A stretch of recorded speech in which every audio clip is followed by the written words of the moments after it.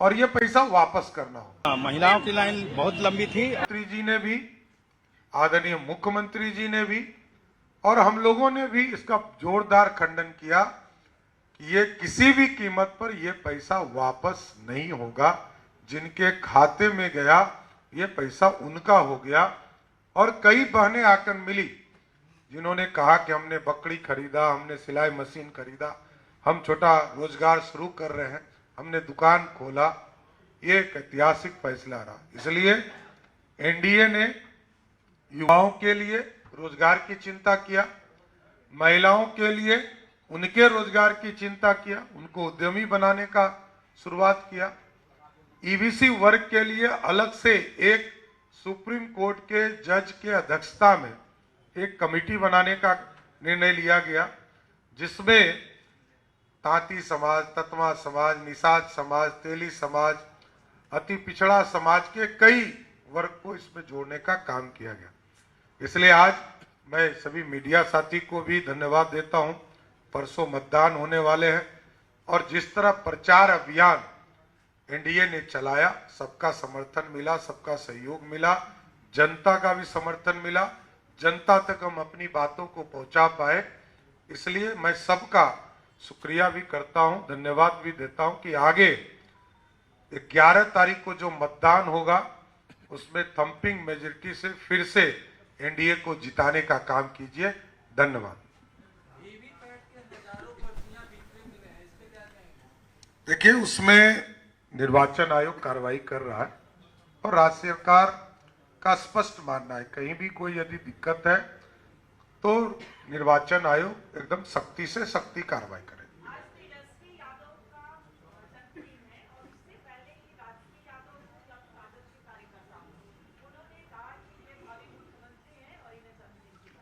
देखिए, जन्मदिन की बधाई तो सबको देनी चाहिए, इसमें कहीं दो मत नहीं है, लेकिन ये लोकतंत्र है, राजतंत्र नहीं है।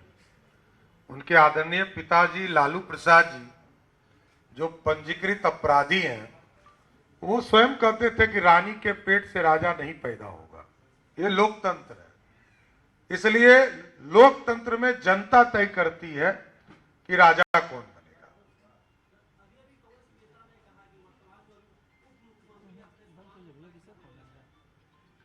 किस चीज के लिए? आप कौन, इनको बेचारे को कहाँ क्या पता है। बिहार का लोकतंत्र है। वैसे भी मैं अपने घर में ही रहता हूं, सरकारी घर में नहीं रहता हूं, वो बेचारे को पता नहीं होगा। बिहार लोकतंत्र की जननी है और जनता तय करती है कि कौन कहां बैठेगा। ये गांधी परिवार का सत्ता थोड़े है कि माताजी भी सुपर पावर, पिताजी भी प्रधानमंत्री, दादी जी 13 साल प्रधानमंत्री, दादी के पिताजी 17 साल प्रधानमंत्री, और तब भी राहुल गांधी बैठ के रो रहे हैं। यही है ना। अरे सब पाप का हिसाब जनता लेगी। 55 साल तक कांग्रेस पार्टी ने भारत को लूटा है। पिछड़ों को आरक्षण नहीं दिया, दलितों का आरक्षण का विरोध किया। कांग्रेस पार्टी ने कभी सवर्णों को आरक्षण नहीं दिया। सबका हिसाब जनता करती है। हम आरक्षण मंडलवादी भी हैं और कमंडलवादी भी हैं।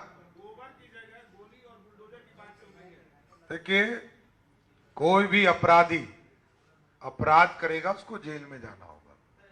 और कई जगह हम लोगों ने देखा अति पिछड़ा समाज, दलित समाज जिन्होंने वोट किया, उनके घर में घुसकर आरजेडी के गुंडों ने मारपीट किया तो पुलिस उसको छोड़ेगी थोड़े, उस पर तो कार्रवाई ही करेगी। मेरे क्षेत्र में भी मैंने देखा एक अति पिछड़ा कहार समाज का रहने वाला व्यक्ति को घर में घुस के मारा। पुलिस छोड़ नहीं सकती है, कितना दिन भागोगे। और न्यायालय तय करता है कि किसके घर तोड़ने हैं, नहीं तोड़ने हैं। ये पुलिस कार्रवाई करते रहेगी।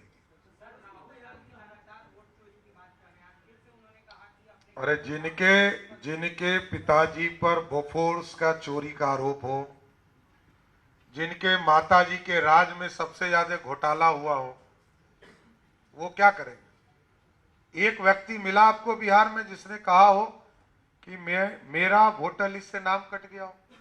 आप बताइए। अरे आप बताइए तो। ऐसे लोग आएंगे जाएंगे। इटली में जो आराम करता हो, मलेशिया में आराम करता हो, उसका बिहार में क्या वजूद है? कोई फर्क नहीं पड़ता। राहुल गांधी भ्रम फैला रहे हैं तो चुनाव आयोग सामने क्यों आकर के उनको डिफाइन नहीं करता है? चुनाव आयोग क्यों सामने नहीं करता? फिर अगर राहुल गांधी अगर वो लगातार कितना बार कहेगा कि उचित फोरम पर आकर बात कीजिए? अब इसके बाद क्या करेगा? जेल भेज दे किसी को? अरे ये लोकतांत्रिक देश है। इस देश में प्रधानमंत्री, राष्ट्रपति सबको गाली दे रहा है कांग्रेस वाला लोग, तो क्या करे? जेल भेज दे? मैं आपसे पूछ रहा हूं। देखिए, लोकतंत्र है। लोकतंत्र में विरोधी दल का नेता आरोप लगाता है, लगाने दीजिए। जनता सब जानती है। इस देश में इमरजेंसी लगाने वाला उनकी दादी, इस देश के संविधान को खत्म करने वाला उनका परिवार, दलितों का आरक्षण रोकने वाला उनका परिवार, पिछड़ों को आरक्षण 40 साल लेट मिला उनका परिवार, और महिलाओं को आरक्षण देश में नहीं मिला 30 साल, तो लालू जी का परिवार। यही तो है। पूरा देश जानता है। इस पर क्या करना है? देखिए, मैं एक भारतीय जनता पार्टी का राजनीतिक कार्यकर्ता हूं और यहां कोई वैकेंसी नहीं है। नीतीश आज भी है और कल भी रहेंगे। धन्यवाद। बहुत बहुत धन्यवाद आपसे।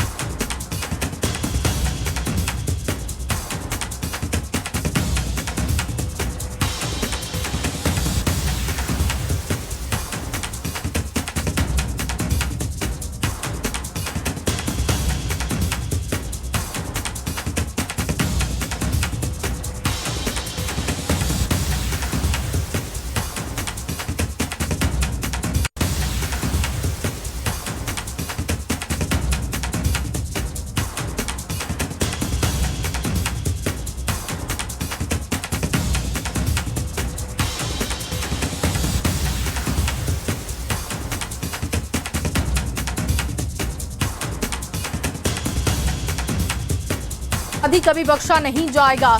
देखिए, प्रेस कॉन्फ्रेंस करते हुए सम्राट चौधरी ने कई बयान दिए। मारपीट करने वाले नहीं छोड़े जाएंगे। बिहार में कानून का राज कायम है। लॉ एंड ऑर्डर की व्यवस्था अगर कोई भी खराब करने की कोशिश करेगा उसे बख्शा नहीं जाएगा। और दूसरे फेज को लेकर जनता से अपील की कि आप जमकर वोटिंग करें, एनडीए के पक्ष में वोटिंग करें। पहले फेज में वोटिंग प्रतिशत को देखते हुए उन्होंने कहा कि जनता को आभार है कि एनडीए के पक्ष में उन्होंने पहले फेज में वोटिंग की, बढ़ चढ़कर हिस्सा लिया। और अब दूसरे फेज में आपको फिर से ये ध्यान रखना है कि अगर विकास चाहिए, विकास की रफ्तार तेज हो, महिलाओं के लिए काम किया जाए, महिला सशक्त रहे, युवाओं को रोजगार मिले, तो इसके लिए आपको एनडीए की सरकार बनानी होगी। और दूसरे फेज में बढ़ चढ़कर हिस्सा लेने की उन्होंने बात कही। इसके साथ ही देखिए, कानून का राज कायम हो, लॉ एंड ऑर्डर को लेकर बात की। दूसरे फेज के वोटिंग के लिए उन्होंने जनता से अपील की और साथ ही साथ मंडलवादी और कमंडलवादी को लेकर बयान दिया। अपराधी कभी बख्शे नहीं जाएंगे, इस बात को लेकर उन्होंने प्रेस कॉन्फ्रेंस में टारगेट किया। मारपीट करने वालों को छोड़ा नहीं जाएगा। बिहार में कानून का राज है और कानून से कोई भी खिलवाड़ नहीं कर सकता।